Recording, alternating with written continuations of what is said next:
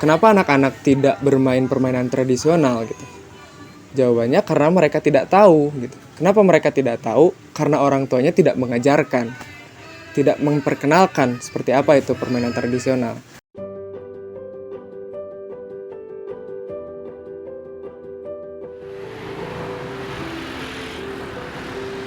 Setiap orang memiliki hak untuk mendapatkan pendidikan yang sesuai.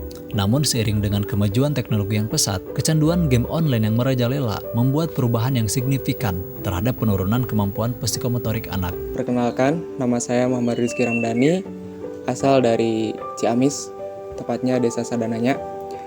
Sekarang saya sedang belajar di Sekolah Warga Sakola Motekar. Saya akan memberikan pengalaman berharga setelah datang ke Sekolah Motekar. Sejak berdiri sejak 2018, Sekolah Motekar hadir dengan mengusung konsep sekolah warga. Artinya sekolah ini terbuka untuk siapapun dengan berbagai kegiatan. Salah satunya kaulinan lembur. Isu juga kita bergerak, salah satunya di pendidikan gitu. Untuk kegiatannya ada, pertama yang rutin ada mingguan Minggu Ulin.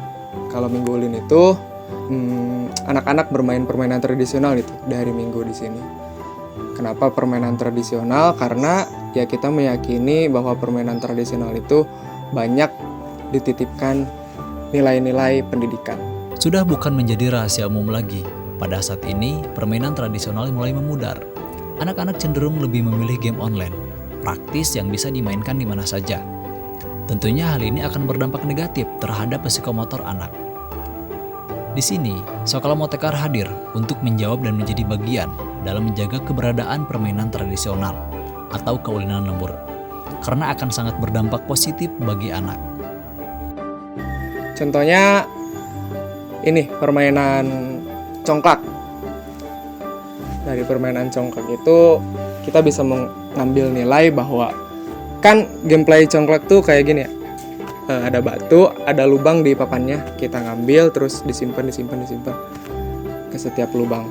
Nah itu kita tarik hikmah bahwa kita itu harus menabung gitu. Karena kan di sampingnya ada lubang yang lebih besar gitu, itu disebutnya lumbung. Nah dalam rulesnya, misalnya saya main nih sama, saya tidak bisa mengisi lumbung punya lawan gitu. Saya harus mengisi lumbung punya sendiri. Dan alhamdulillah setelah mereka sudah banyak mengetahui permainan tradisional, mereka pulang ke kampungnya masing-masing, mereka mengajak yang lain.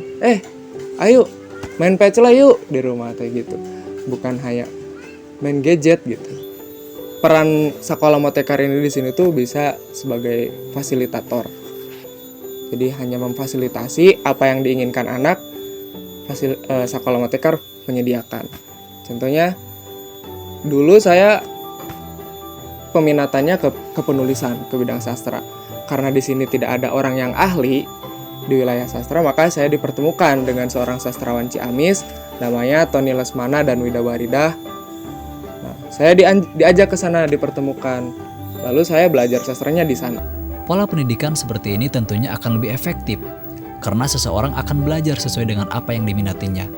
Dalam istilah lain, pendidikan seperti ini disebut merdeka belajar. Tiap orang tua itu bisa mengedukasi anaknya melalui permainan tradisional.